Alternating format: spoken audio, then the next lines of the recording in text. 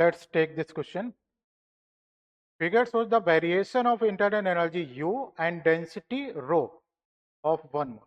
तो यहाँ पर एक ग्राफ हमें दिया हुआ है इंटरनल एनर्जी और डेंसिटी में, इंटरनल एनर्जी और डेंसिटी में हमसे पूछा गया है ideal gas off mono atomic gas and the thermodynamic cycle ABCA, और प्रोसेस कहाँ से चल रहा है, ए से स्टार्ट होके ABC और वापस ए पर. Process AB is a part of rectangular hyperbola.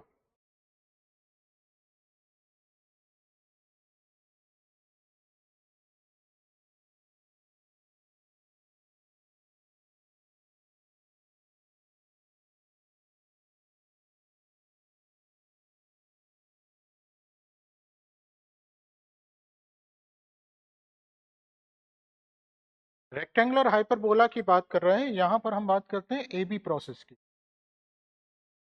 ठीक है, और ये कैसा क्वेश्चन में दिया हुआ है, रेक्टेंगुलर हाइपरबोला.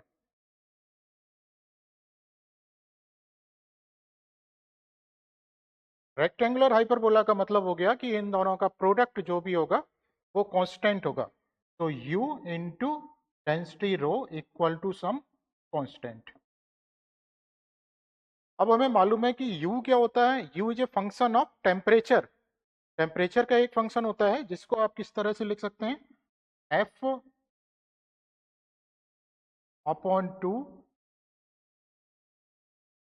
या मैं लिखूं 1/2 F into NRT.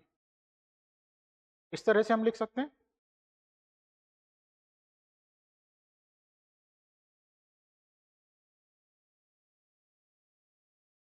Internal energy को जैसा कि हम लिखते हैं NCB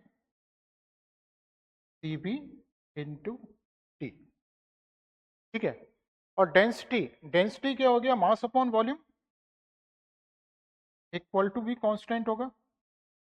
तो यहां से हमें मिल रहा है कि बाकी तो NCB और मास M ये कांस्टेंट है, तो T अपॉन V टेम्परेचर और वॉल्यूम का जो रेशियो है ये कांस्टेंट आ रहा है. और टेम्परेचर और वॉल्यूम का रेशियो कांस्टेंट आ रहा है, इसका मतलब क्या होना चाहिए कि प्रेशर अपना कांस्टेंट रहेगा.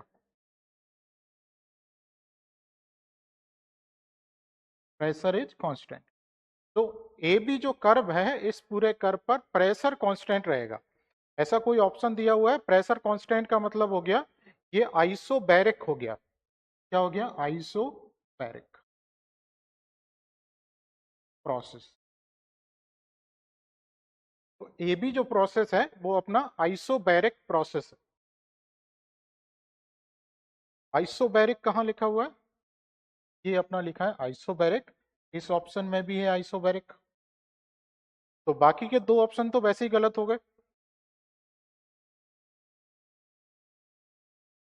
और आगे लिखा हुआ है net work in cycle is done by gas and net work is done on the gas. Work done gas पर हुआ है या वर्क डन गैस नहीं किया है, ये हमें निकालना है. तो इसके लिए हम क्या करते हैं, पहले इसका पीवी कर्व बनाते हैं.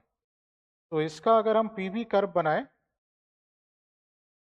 ये तो मैं बना ले रहा हूं पहले, जो भी मुझे क्वेश्चन में दिया हुआ है.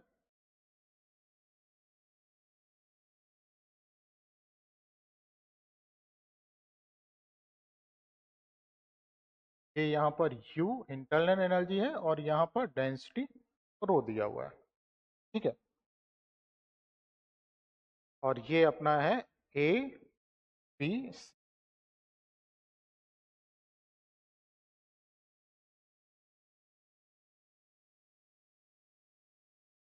अब इसको अगर हम कन्वर्ट करें, इसको अगर हम कन्वर्ट करें पीवी कर्व में, तो किस तरह से आएगा, प्रेशर वर्सेस वॉल्यूम.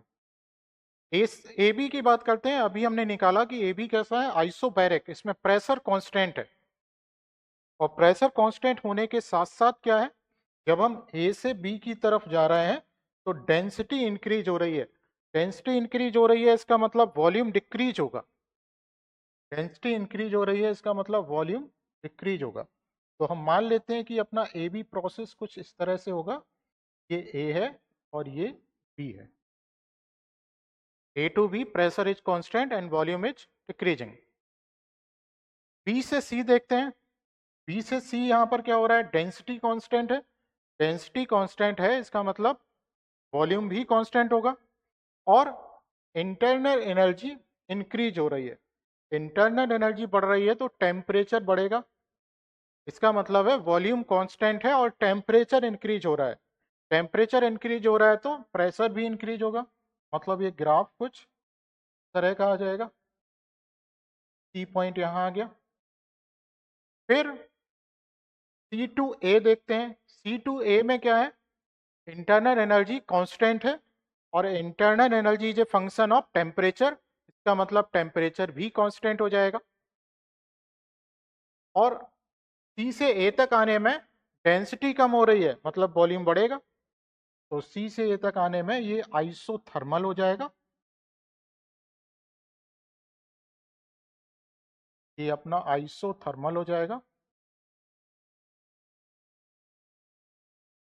अब हमें वर्क डन निकालना है इस पूरे साइक्लिक प्रोसेस में। तो हम देख सकते हैं कि ये साइक्लिक प्रोसेस कैसा है, क्लॉकवाइज। ये क्लॉकवाइज है।